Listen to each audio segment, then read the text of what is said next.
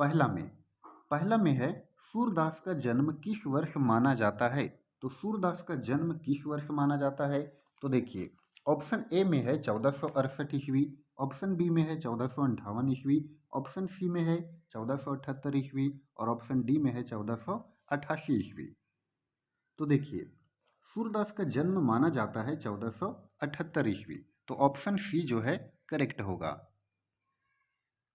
Second में है विभिन्न मान्यताओं के अनुसार सूरदास की जन्म स्थली कहाँ है। तो देखिए, सूरदास की जो जन्म स्थली है वो मथुरा के निकट रेणुका या रुनकता में भी है और दिल्ली के निकट सिही में भी माना जाता है। तो इस प्रकार से ऑप्शन डी, ए और बी दोनों सही होगा। नेक्स्ट है, इनमें से सूरदास के गुरु कौन थे। तो देखिए, ऑप्शन में है यहाँ पर रामानंद, नरहरियानंद, महाप्रभु वल्लभाचार्य और है यहाँ पर ऑप्शन में विठलनाथ। तो देखिए, सूरदास के जो गुरु थे वो कौन थे, महाप्रभु वल्लभाचार्य, करेक्ट आंसर होगा। नेक्स्ट है, सूरदास निम्न में से किस समूह या वर्ग के कवियों में सर्वाधिक प्रसिद्ध हैं। तो सूरदास जो हैं वो अष्टछाप के कवियों में सर्वाधिक प्रसिद्ध हैं। नेक्स्ट है पांचवा नंबर में है, देखिए, सूरदास निम्न में से कौन से घाट पर रहते थे। तो सूरदास जो थे वो निम्न में से किस घाट पर रहते थे। तो हम लोग पढ़े थे कि गऊ घाट में रहते थे, तो ऑप्शन ए सही होगा। नेक्स्ट है छठा में कि गऊ घाट कहाँ स्थित है। तो गऊ घाट जो है वो कहाँ स्थित है। तो गऊ घाट जो है वो कहाँ स्थित है, देखिए ऑप्शन सी, मथुरा तथा वृंदावन के बीच स्थित है। नेक्स्ट है सातवां नंबर में, सूरदास किसके मंदिर में भजन कीर्तन किया करते थे। तो सूरदास जो है वो श्रीनाथ जी के मंदिर में भजन कीर्तन किया करते थे। नेक्स्ट है, सूरदास की मृत्यु कहाँ हुई थी। तो देखिए, सूरदास की मृत्यु हुई थी पारसौली में। नेक्स्ट है 9 नंबर में कि सूरदास की मृत्यु कब हुई थी। तो सूरदास की मृत्यु हुई थी 1583 ईस्वी में। कहाँ पर हुई थी, तो पारसौली में हुई थी। नेक्स्ट है, सूरदास के द्वारा रचित ग्रंथों की संख्या कितनी है। तो सूरदास के द्वारा रचित ग्रंथों की संख्या है 3, तो ऑप्शन सी सही होगा। चलिए नेक्स्ट है, निम्न में से सूरदास के ग्रंथ कौन से हैं। तो यहाँ पर देखिए, सूरसागर, सूरसरिता, सिर्फ ये और यहाँ है ए तथा बी दोनों, तो इसका ऑप्शन हो जाएगा ऑप्शन सी सही होगा, सिर्फ ए, क्योंकि सूरदास के ग्रंथ जो हैं वो यहाँ पर क्या है, तो सूरसागर है। चलिए आगे बढ़ते हैं हम लोग। 12 नंबर में क्या बोला गया है, देखिए, निम्न में से सूरदास का ग्रंथ कौन सा है। तो यहाँ पर देखिए दिया गया है गीतावली, पदावली, सुरसारावली और सवैया। तो यहाँ देखिए 12 नंबर का जो आंसर हो जाएगा ऑप्शन सी, सूरदास का ग्रंथ है सुरसारावली, ऑप्शन सी करेक्ट होगा। नेक्स्ट है, निम्न में सूरदास का कौन सा ग्रंथ है। तो सूरदास का ग्रंथ है साहित्य लहरी, तो ऑप्शन सी सही होगा। चलिए आगे बढ़ते हैं हम लोग। 14 नंबर, बोला गया कि सूरदास का सर्वाधिक लोकप्रिय ग्रंथ कौन सा है। तो यहाँ पर जो दिया गया है ऑप्शन साहित्य लहरी, सूरसागर, सुरसारावली, इनमें से कोई नहीं। तो यहाँ देखिए सूरसागर जो है वो सूरदास का सर्वाधिक लोकप्रिय ग्रंथ है। नेक्स्ट है, सूरदास किन रसों के सर्वश्रेष्ठ कवि माने जाते हैं। तो सूरदास जो हैं वो श्रृंगार तथा वात्सल्य रस के सर्वश्रेष्ठ कवि माने जाते हैं, ऑप्शन ए सही होगा। चलिए आगे बढ़ते हैं हम लोग। 16 नंबर, बोला गया कि सूरदास की रचनाओं में किसका सर्वाधिक चित्रण मिलता है। तो सूरदास की रचनाओं में सर्वाधिक चित्रण किसका मिलता है, तो कृष्ण तथा गोपियों का ऑप्शन डी सही होगा। नेक्स्ट है, सूरदास की काव्य भाषा कौन सी है। तो सूरदास की काव्य भाषा कौन सी है, तो सूरदास की काव्य भाषा है ब्रज भाषा, ऑप्शन ए सही होगा। नेक्स्ट है, सूरदास के प्रस्तुत काव्य के 4 पद किस रचना से लिए गए हैं। तो वो 4 पद जो हैं वो लिए गए हैं भ्रमर गीत से, ऑप्शन बी सही होगा। नेक्स्ट है 19 नंबर में, कृष्ण ने मथुरा जाने के बाद स्वयं न लौटकर किससे गोपियों के संदेश भेजा था?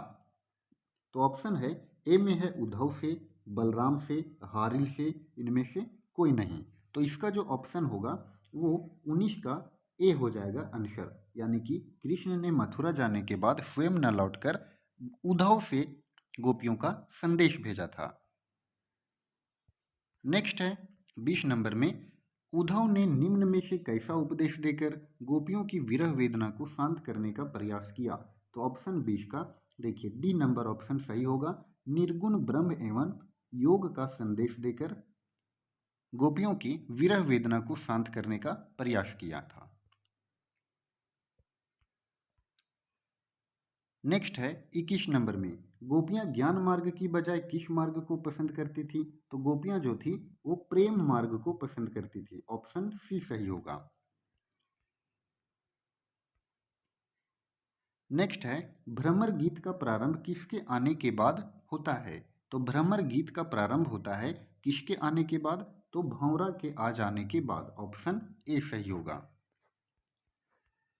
नेक्स्ट है 23 नंबर में, गोपियों ने पद में किस पर व्यंग किया है? तो गोपियों ने किस पर व्यंग किया है? कृष्ण पर, उद्धव पर, बलराम पर, हारिल पर।